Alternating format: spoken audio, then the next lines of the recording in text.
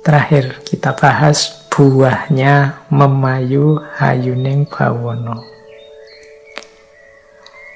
Jadi secara umum nanti kalau manusia ini sukses memayu hayuning bawana, buah pertama yang paling kelihatan adalah harmoni, keseimbangan, keselarasan dalam hidup.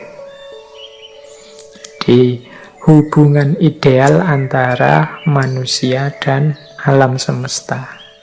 Yang ini nanti akan menjadi kunci perjalanan manusia menuju Tuhan. Ini seperti sastro gending tadi. Jadi lahirnya adalah gending yang selaras, gending yang harmonis, sehingga nyaman untuk didengarkan dan menjadi bagian dari perjalanan kita menuju Tuhan. Itu buah yang pertama. Jadi ini yang diimpi-impikan oleh para tokoh ekologis yang kita bahas di bulan ini. Hidup yang harmonis dan seimbang.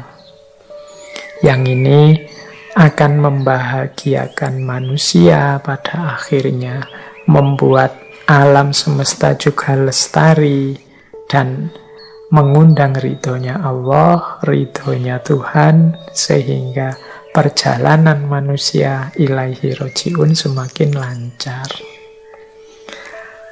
Yang kedua, buah dari memayu hayuning bawana adalah sejatining manungso.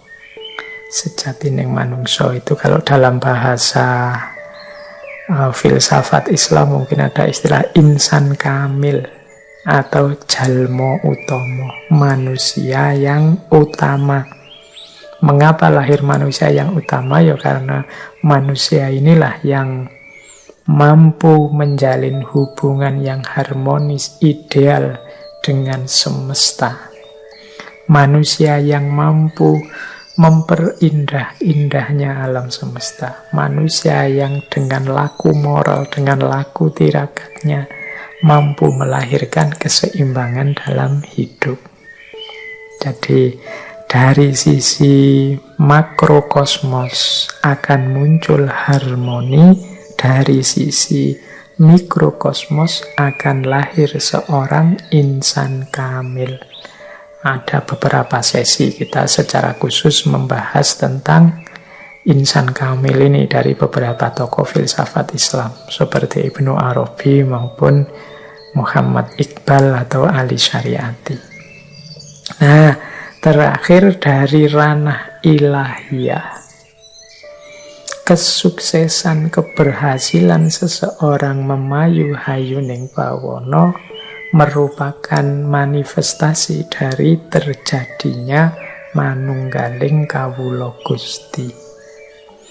Manunggaling kawula Gusti di sini tidak harus diartikan terlalu rumit dan terlalu dalam konteks wah ini ajaran-ajaran sesat atau apa, tapi mudahnya manunggaling kawula Gusti di sini diartikan adalah ketika bersatu kehendak Tuhan dan kehendak hamba. Jadi ketika manusia melakukan kehidup yang memayu hayuning bawana, ini kan berarti dia sedang menjalankan kehendak Tuhan. Memang tugasnya manusia di muka bumi sebagai khalifah itu antara lain ya melestarikan alam semesta, momong alam semesta, atau memayu hayuning bawana ini. Berarti manusia yang mampu memayu hayuning bawana berarti kehendaknya sudah sama dengan kehendaknya Tuhan. Sudah satu, sudah manunggal. Berarti dia hidup dengan kehendak Tuhan. Kehendak dia sama dengan kehendak Tuhan. Kalau sudah sama dengan itu berarti kan satu. Di situ terjadi manunggal antara kawula dan Gusti. Keinginan Gusti adalah keinginan hamba. Jadi satu sekarang. Nah, jadi ketika seseorang mampu menghidupkan memayu hayuning bawana, dari sisi alam semesta terjadi harmoni, dari sisi manusia lahir insan kamil, secara ilahiyah muncullah fenomena manunggalnya kawula dan Gusti, bersatunya keinginan Tuhan dan keinginan hamba. Berarti manusia ini sudah ada di jalur yang benar dalam rangka ilaihi roji'un, berjalan menuju Allah.